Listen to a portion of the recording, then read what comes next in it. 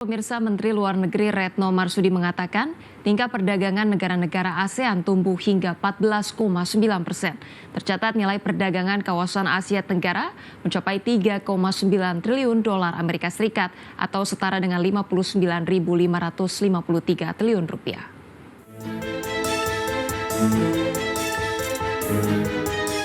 Berdasarkan informasi dari data ASEAN Secretary, tingkat perdagangan ASEAN tumbuh hingga 14,9%.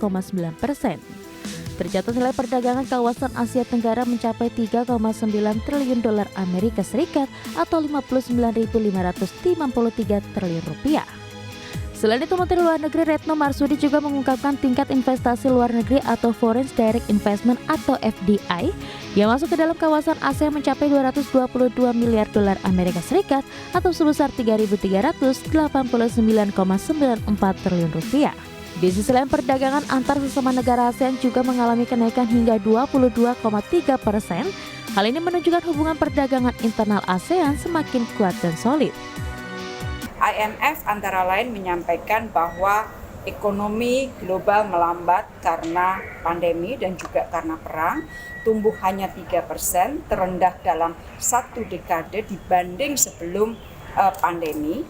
Namun dilihat ASEAN pertumbuhannya tetap tinggi, proyeksinya 4,9%. Jadi kemarin waktu pertemuan bilateral antara Managing Director IMF dengan Bapak Presiden, hal ini juga disampaikan bahwa ASEAN merupakan satu bright spot dari situasi dunia yang tidak menentu ini.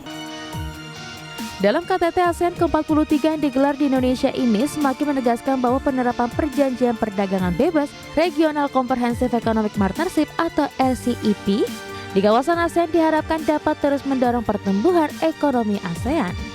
Dari Jakarta, KJ7 IDX Channel.